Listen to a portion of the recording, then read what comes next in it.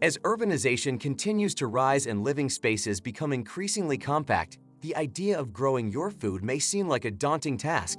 However, with the right approach, even those living in the heart of the city can cultivate a thriving garden and enjoy the satisfaction of harvesting their fresh produce. In this video, we'll talk about smart gardening and explore how urban dwellers can start their gardens, even in small spaces.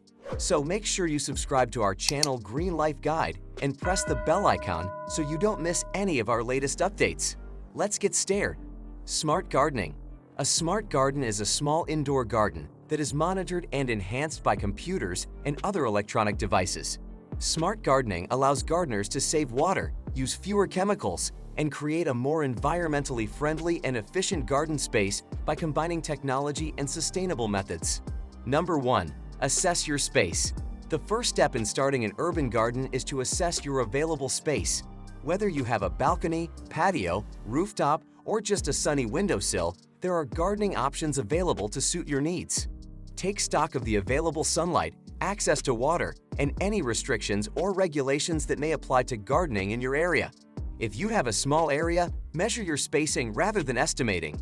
It may seem far-fetched, but when you consider all of the plants in your garden and the inches saved by adopting proper spacing, it may mount up quickly.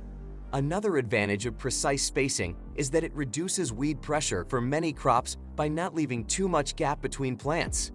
Number 2. Choose the right plants. When you have limited space, pick plants that will grow well in your conditions. Choose small types of fruits, veggies, and herbs that work for containers or vertical gardens. Think about things like how much sunlight they need, how much water, and how big they get when they're grown. Some good choices for small spaces are cherry tomatoes, peppers, lettuce, basil, and strawberries. Some tomatoes and squash can get big, but there are smaller kinds too. Look for ones labeled patio or for containers. Avoid ones labeled giant or whopper. Also, check for the season suitability of your selected plant. Number 3. Succession planting.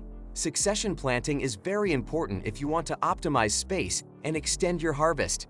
Succession planting means using more than one type of planting to get more food and use your area more efficiently. Planting crops that mature slowly and crops that mature quickly next to each other lets you grow 2 or more veggies in the same space. The veggies that grow quickly will be ready to be picked before the other crops get too crowded. The slower crop will have more room to grow until it's ready after the faster crop is picked. For instance, pairing quick-growing radishes with slower-growing carrots in the same pot allows for efficient use of space. Number 4. Grow during all the seasons. Yes, it can be done. While your plants may not be technically growing during the worst of winter, they will grow gradually up to that point and slowly afterward. We often underestimate how much can be grown during the off-season.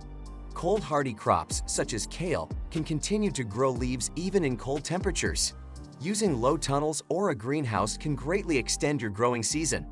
These basic constructions, built of hoops wrapped in clear plastic, form a protective microclimate that protects plants from harsh weather conditions while allowing sunlight to pass through. With sufficient security, low tunnels can function as little greenhouses in your yard, allowing you to grow fresh vegetables even in the dead of winter. Number 5. Utilize vertical space. Vertical gardening is a game changer for urban gardeners who want to maximize their growing space. Using walls, trellises, and hanging planters, you may grow upwards rather than outwards, making the most of your restricted space. Cucumber, bean, and pea vines, as well as small herb and green kinds, are ideal for vertical gardening. You may have to nudge them towards and up the string at first, but they will eventually catch on. Cucumbers thrive on a slanted trellis because it keeps the fruit off the ground, making it straighter and easier to spot. Place the climbing trellis or wire at the same time you plant to avoid damaging the plant later. Get creative with your vertical space and experiment with different structures and designs to see what works best for you. Number 6. Grow productive crop varieties. While it's really fun to add in a few unusual and colorful plants, oftentimes they are not the most productive.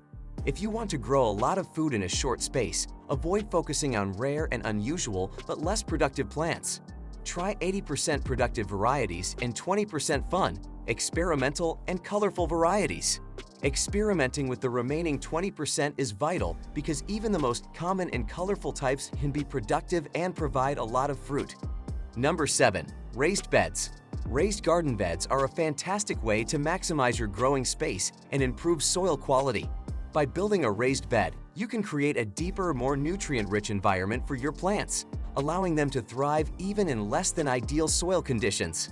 Additionally, the compact footprint of raised beds, typically 4 to 6 feet wide, reduces the need for extensive walking space around the perimeter, making the most of the available square footage.